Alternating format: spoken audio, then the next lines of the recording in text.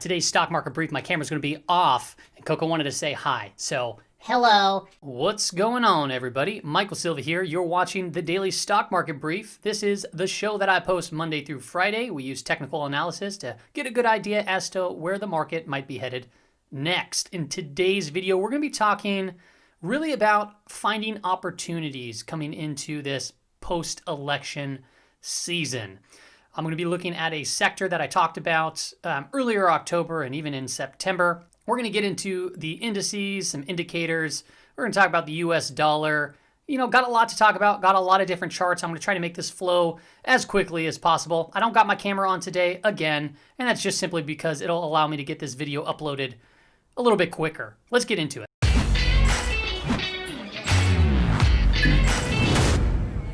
All right, welcome back. So first thing that I want to do is bring up a seasonality chart. We are right here, just here coming into the end of October. And as you can see, running from October into November, you typically see somewhat of a ramp up on the election year. The blue line is the election year. The pink line is the average year. So the idea behind this episode is really to look for opportunities where we might see some run-ups or ramp-ups, and we're going to get a good idea as to where some major support areas are. But let's first talk about what happened today. This is the SPY. If you don't follow me on Twitter, follow me there. The links to both my Instagram and Twitter are in the description below.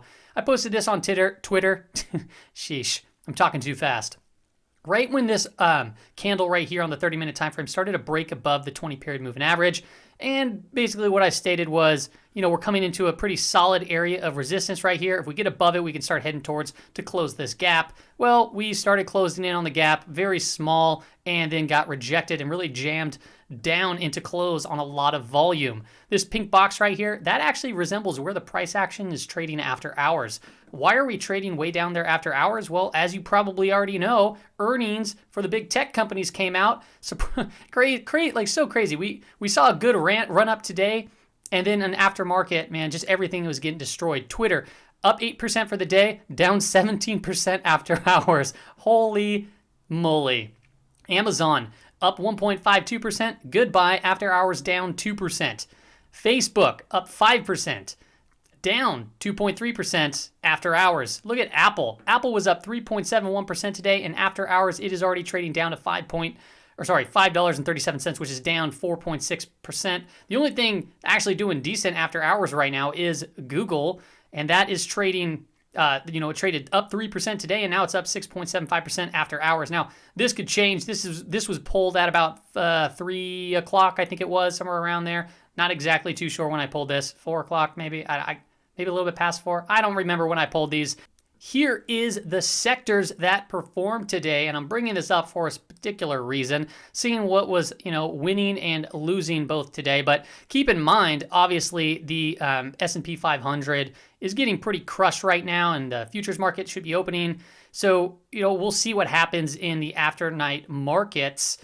Energy, top performer, up 3% today. Energy has been getting completely hammered down, and what I remember posting earlier October was this. It said this sector that I've been keeping an eye on, personally and I'd love to see a short-term double bottom, maybe just a little lower with positive divergences. That was on October 14th, and what do we got going on right now? Well, we hit a short-term lower bottom today with the bullish engulfing candle, looked nice, and a positive divergence in the RSI. Now, this doesn't mean that it's just going to go up. This sector has been getting just completely obliterated. You can look at relative strength down here. This is where you put the XLE, which is the Energy Select, the Spider Fund, comparatively to the SPY. And you can just see, it's just been completely going down since, early June to the SPY. Just boom, boom, boom, boom, boom, boom, down. Underperforming just about everything. So this can very well still head lower, but because it's showing some some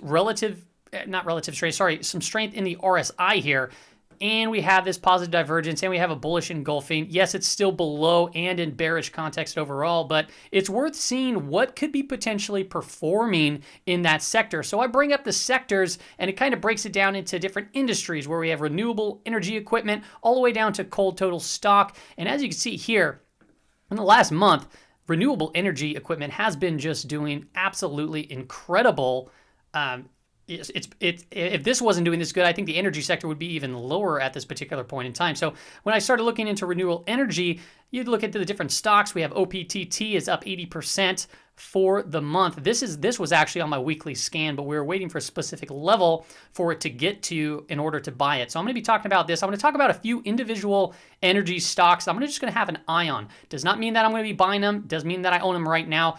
But more importantly, what I want you to get out of this is to understand that this sector this industry within the sector, right, has been doing very good.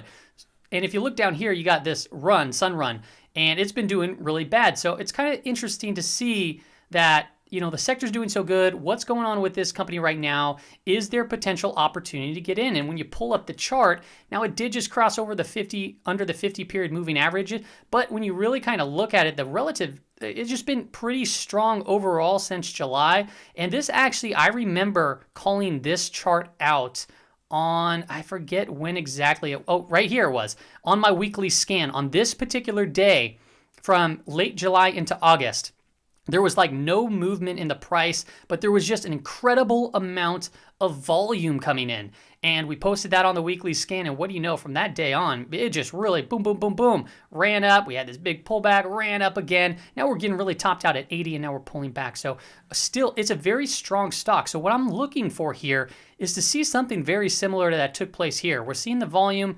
It's pretty strong volume to the downside, but we might start seeing it taper down. And if we see a day where, a huge spike in volume comes in, we might see this start kind of like curving back up. Maybe we'll recapture the 20 period, recapture the 50. That can set itself up for just another leg higher. And if you look back in the history of the chart, you look at the final bar here and you look to the left, it is actually sitting at a pretty strong area of support. So this right here makes some sense if you were to get in and have just a tight stop loss underneath it, because you don't want this to get away from you. You don't want just a big rip to the downside, especially if these big indices. We have the S&P 500, the NASDAQ. If we start getting hit to the downside, these can really drag lower.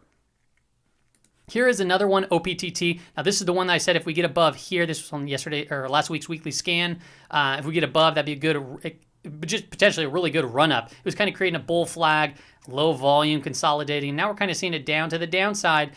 And I'm just thinking that this pink box could be a good target area right by the 50 period moving average. It'd be pulling into previous histories of resistance. And then we might be able to see some more volume come in and potentially get a spike above. That'd be a huge move for a sector that has been doing pretty good. We got over here SPWR, another chart. We had a falling wedge here. Now we're creating another falling wedge. Now, keep in mind the context. It's below the 20 period. It's kind of sitting right around there. So you need to be patient. You can be patient and wait for a break above 18, or you can play a breakout if there's some good volume to support that type of move. But overall, the context is just very, very strong. I like these type of setups, so I'm keeping an eye on them.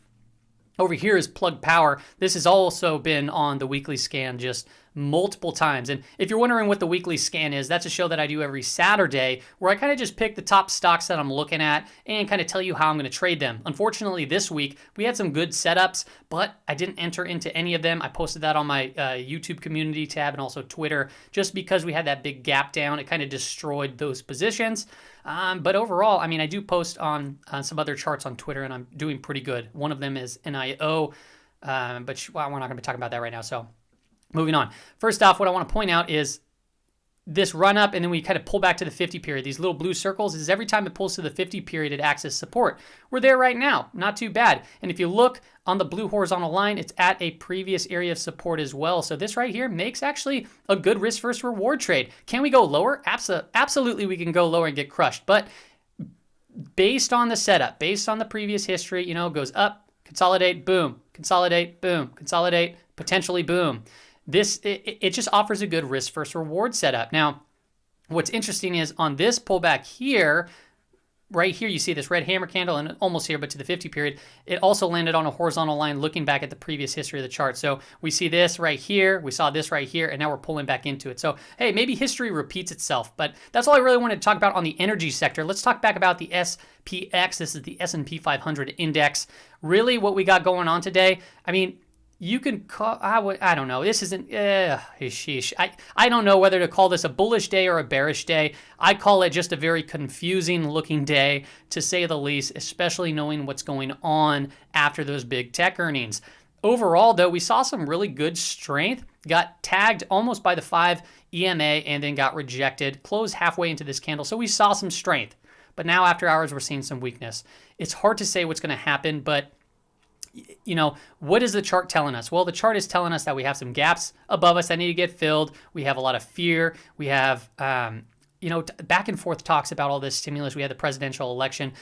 I think that if we start going lower, there's a couple levels that you want to pay very close attention to. Right here is the September low. So tomorrow is the last trading day of the month, I believe, right? Yeah, tomorrow's Friday. Yeah, the last trading day of the month. If we close below here, that's not good sign. That means we're having follow through on already a bearish chart from both the weekly perspective and the monthly perspective. So bears will have some strong control if we get below here. So, and then that'd be heading into the election week. So it's just overall just a very bad sign. The bulls need to control this kind of range here. If we come down and bounce from this area, then I'm okay with that. You know, it's still, you know, the bears might have the upper hand because we have the lower high here. You can call this a double top too as well, but it's going to look really bad if we start breaking through 32.25. So keep an eye out on that. This is the type of price action you got to be very careful with trading and or investing. You got to look for very solid setups in industries or sectors that have been really performing if you're looking to go long. If you want to short the market, you can look at inverse funds, you can look at puts, but to be quite honest, if you don't understand implied volatility, if you don't understand theta or how the Greeks work, you know, or strike prices and how to kind of adjust, or even advanced option strategies like credit spreads, buying premium, selling premium, mirrored puts, you know, if you don't understand all of that stuff, to at least, you know, put your money on the line, I would probably during these very crazy times kind of just pump the brakes on it. And here's why, is you can see what took place today with the big tech companies, how we had this big run up and then the big crash. So most people don't understand when they're buying calls, they're buying, I mean, and this, by the way, you might understand, but there is what's known as a blowfish effect with implied volatility. The options market is extremely intelligent and it's extremely fair, but you got to understand these, you know, if you're buying options on Robinhood, Webull, you know, it doesn't really matter where you're buying them. But if you don't have a quite understanding, if you're just buying the call because you think the price is going to go up, the option market, they price that in. You need to understand volatility and implied volatility, or even more specifically, implied volatility percentile going into earnings, because sometimes it's very possible that, you think it's going to go up, but the market's already priced in that move. So then you get crushed by implied volatility. A huge swing could potentially happen. So you got to be very careful. We're seeing that right now. You know, we had this big run up. Probably a lot of call buying was going into that because, hey, earnings are going to be great, and earnings were great. And then they're going to wake up tomorrow and they're going to be printing absolutely nothing, it looks like, at this particular point in time. All right, went on a rampant there, but you know, that's just my options spill. You got to be very careful there. NASDAQ 100, daily time frame, very similar, right? What I want to say is, you know, we crashed into the 5 EMA, so the bears still kind of have control here. I don't know whether to call this a bullish type day or not. I don't think it's that bullish. I think it's just confused, especially with what's going on, a lot of uncertainty. If we get below this, that's not good. This is the September low right here. If we start closing below that, you know, watch out. You got to be very careful at that specific point in time. On the Dow Jones, this is the weekly time frame. I just want to point out just how bad of a week this is. We haven't seen a week like this, you know, until like June mid-year, and then previous to that was really in February where we had those big days or big weeks to the downside. Now, what happened after a big week like this previously? Well, you know, first off, it was followed up from a previously huge big rip up, so it was a kind of a rubber band effect. Maybe we might see the opposite thing happen here. Maybe this is the big rubber band effect to the downside, and then we see a big rubber band effect to the green side. Why would I think that? Well, seasonality charts tell me that we see run-ups into November. So, hey, you know, it's possible. It doesn't mean that it's probable, but it could be definitely possible. What do I got to watch out for here? Well, crack below this blue horizontal line that's about, you know, 26,600. I don't know. It's right around that range. access is blocking it. 26,500 maybe. I don't know. But we already did put in a lower low. So that's one thing we have. It could very well follow through, but we kind of bounced from that point and held as support. It really depends on where we close tomorrow, because that's obviously the last day of the month. Look at the MACD. That's crossing over. That's, bearish. We can call this a bear kiss. It's coming down. It's kissing it. Does it follow through and continue to head down? Maybe, maybe not. Maybe we start picking back up, after this election. We see that ramp up in November. But, it's anybody's game at this particular point in time. The MACD, yes, that's a bearish cross, but it's still way above zero. So if we start, seeing this big spread, but to the downside going below zero, that's bearish. And you can see it from a bullish perspective too. When we're going up, you saw the nice spread going up. So, it is what it is. Let's talk about a few indicators here. This is the VIX. We talked about the VIX. It was getting pretty frothy today, right? Guess what happened? Well, it's kind of what we said, but we didn't go and fill the gap. It just came back and back tested the neckline. So this is still in action. This inverse head and shoulders is definitely still at play. Still, we're not technically overextended now, but, we're basically sitting right there at that particular point in time. Last time we were there, we pulled back into this trading range. Will we do that again? I don't know, maybe. And then previous to that, we're overextended here, and that's the, where we saw the February and March crash. That's where we created this gap down here that has yet to be filled. That's been bugging me pretty much since it happened. I hope this one doesn't do the same thing. That'd be funny. I think we'll fill this one here relatively soon. Maybe even tomorrow, maybe not. I don't know. Maybe it'll stay there. But what this is telling me is, hey, watch out if we start getting punchier and we start breaking above 45, volatility is setting into place big time. Be careful while you're trading. Here is the bullish percent index. Really quick, if you don't know what this is. Oh, don't know what I just heard. It was some random sound. I don't know if you heard that too. NASDAQ 100 bullish percent index. This is basically telling us what percent of stocks are on buy signals or sell signals based off of the point in figure chart. So right now it says 48% of the NASDAQ 100 stocks are on buy signals. So that means the remaining are on sell signals.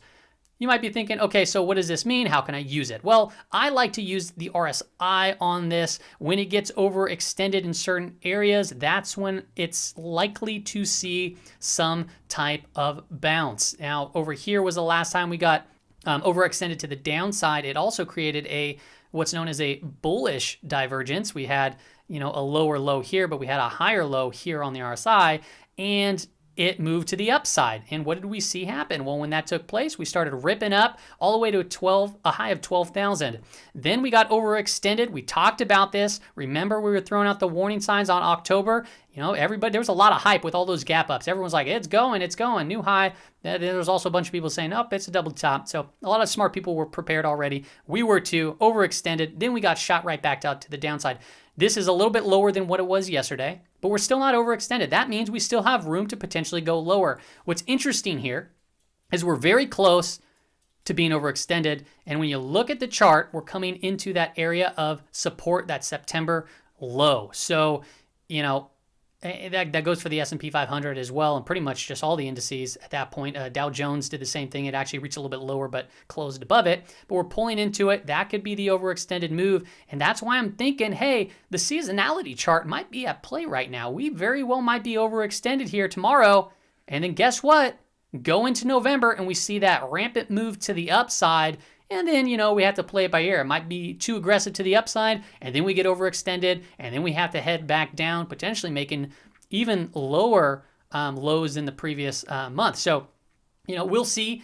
But, I love playing the overextended areas, especially when we see bullish and bearish divergences. So, be careful. Here is the NIMO. This is the McClellan oscillator. This is a breadth indicator, the breadth of the market.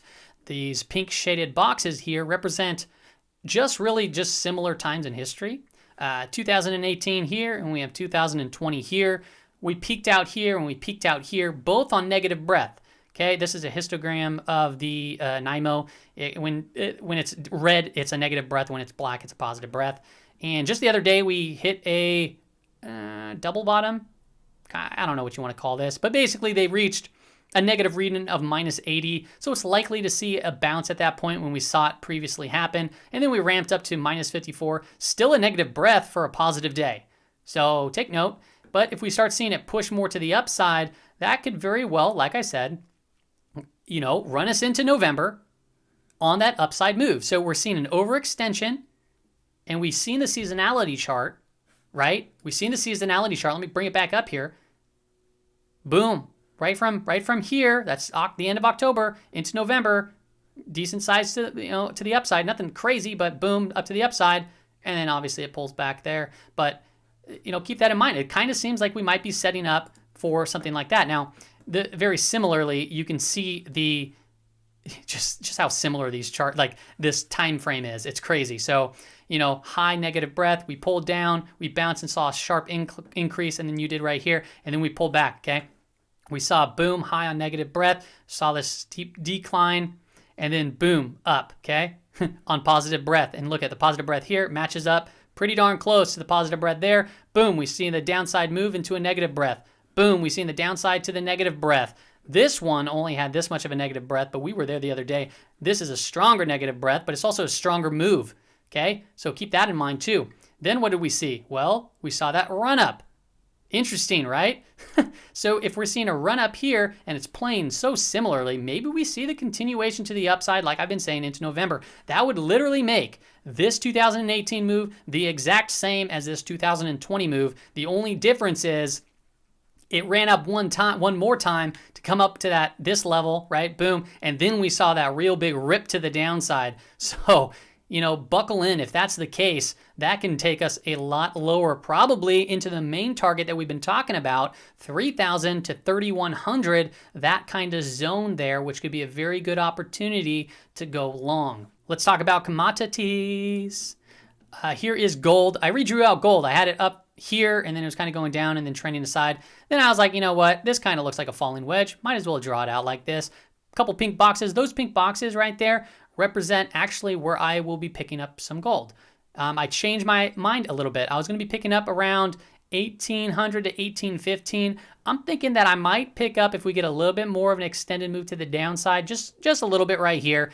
And then if we start breaking down, I'm going to be picking up here at this support line or within this pink box and the 200 period moving average. The price action continues to stay above the 200 period moving average, which is nice because that means it's continuing to go higher. I will say the MACD did have a bearish crossover. It is below zero. That's bearish. So depending on what the next couple of days look like, this could get pretty scary and pretty ugly fast. So you need to understand, if it just rips down to these levels, I may not particularly buy at this level. It just depends on what the volatility and how aggressive the move looks like. So I'm just going to be paying close attention.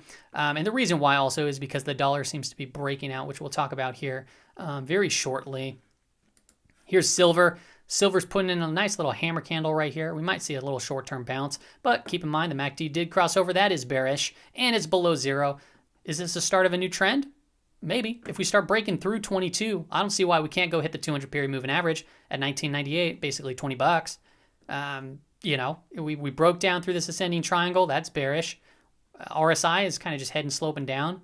The only thing kind of going for it is it kind of formed a hammer candle right here next to somewhat of a level of support. Last time we did that was this candle, this hammer candle, and then we bounced up a little bit. So, I think that we just need to be patient here, see what takes place with the dollar. The dollar goes higher. Obviously, that's not good for the precious metals. Speaking of which, let's talk about the US dollar. Here's the US dollar. Big day today in the dollar, up 0.61.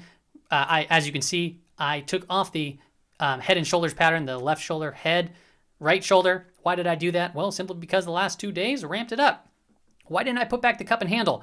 Well, I could, but I don't know. Now I'm just looking at it as this channel. It's just a lot easier. If we start breaking above this 94.6 range as previous resistance, I think we head higher. I think our next target is probably around 96 to this 200 period moving average.